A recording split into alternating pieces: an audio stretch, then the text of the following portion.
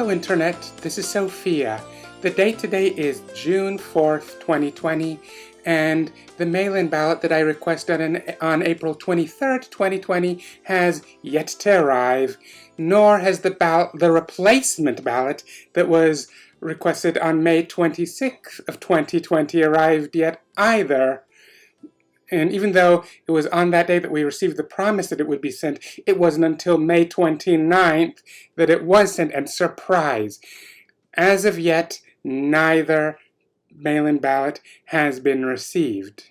Of course, by this point, even if the mail-in ballot does arrive, it'll be too late for me to do anything with it because the deadline for me to cast a mail-in ballot was 2 days ago. Yes, I am aware that Governor Wolf has signed an executive order extending by 1 week the date by which mail-in ballots must be received. However, that only applies to mail-in ballots that were postmarked by the original deadline. The deadline by which I would have to actually put the ballot in the mail or deliver it in person was, and still remains, 2 days ago. And I happen to know that I am not the only one that this outrage has happened to. I already know that there are others who have not received their mail-in ballots on time to actually vote by mail. To certify an election in the face of this would already be an outrage. If America gave a about democratic values, there is no way in that an election would be deemed valid under such circumstances. In a country that actually cared about democracy, the reaction would be deadline schmedline. The election was not done validly. It has to be done over. Of course, a country that actually values democracy would also do everything that it can to make sure that it doesn't even come to that in the first place. They do everything they can to make sure that the first time they run an election, it will be done properly. But granted, due to many unusual circumstances, that might have been a lost cause in the case of the 2020 primaries. Of course, I wonder what their excuse was back in 2016, where, according to this 2017 article I found on the WHYY website, WHYY being the local public broadcasting station here in Philadelphia. Apparently in 2016 they also weren't able to get this bit right with the mail-in ballots, even though then there was no COVID-19 pandemic going on and no mass protests over people's rights to not get choked to death by a cop over an alleged $20 counterfeit bill that the person who supposedly gave that counterfeit bill probably didn't even know that it was a counterfeit bill. But anyway, as I continue researching, I may find the answer. But for now, seriously, I wonder what excuse the Commonwealth of Pennsylvania had for that in 2016. Of course, it is bad enough when an election is treated as valid when this kind of nonsense goes on, but it may actually even get worse than that. I did not receive my mail-in ballot on time to actually do anything with it. As of now, I haven't yet received it at all, but even if I receive it, it won't be on time. My parents, they both did receive theirs on time, and they dropped it off at one of the drop-off locations, and they did it on time for the deadline. My mom then checked to follow up online, so sometime after 5:10 p.m. this evening. And as of that time, her vote had been already recorded.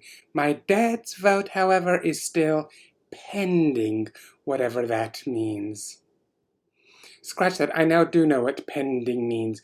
It means that his vote hasn't been received because my vote, in which I haven't even gotten the mailing ballot and therefore couldn't have sent it yet, is apparently registered the same way as also as pending. And why do I say may get worse rather than does get worse? Well, that's because, first of all, even though I seriously doubt that my dad is the only one this is happening to, it's quite improbable. If it happened to him, it's probably happening to others too, even though I just don't know that for an absolute fact. Of course, even in the highly improbable event that my dad's vote is the only one that was in that collection box on time that didn't get received. That doesn't make it okay, but it just takes more than one instance to count as a systemic problem. Also, since the vote was in the box at the drop-off location by the deadline, there is still a chance that Governor Wolf's extension might save my dad's voice. At any rate, we will know eventually, even though we don't know right now, whether or not my dad's vote does get through. But one thing I can tell you, I will let you, my YouTube viewing audience, know what happens there one way or the other. And anyway, in general regarding this election, the more I keep digging, the more unacceptable stuff I find. But I can't discuss all of it right now because, frankly, there's just too much of it. Some of it will just have to wait for a later video, and there will be later videos because I am not going to take this sitting down. I am going to keep on this case, and I am going to be part of something that will demand that by November our election system will be corrected so that on November we will be able to make our voices heard. It is high time that we start behaving like a society that values democracy and democratic values. There is no excuse not to. Anyways, let's not kid anyone. In this video, I'm not going for enjoyability, but I still hope that you appreciate this video. Please hit the thumbs up button and leave your comment in the comments area below to let us know how you are outraged by the Commonwealth's wanton willingness to disenfranchise people.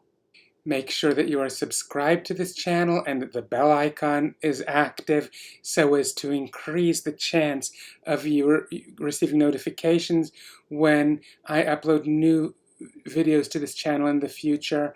Not limited to, but definitely including videos in which I keep on this issue of disenfranchisement. Make your voices heard by Harrisburg to let them know that they must never, ever, ever again allow a botched election to be regarded as valid. And until next time, see ya!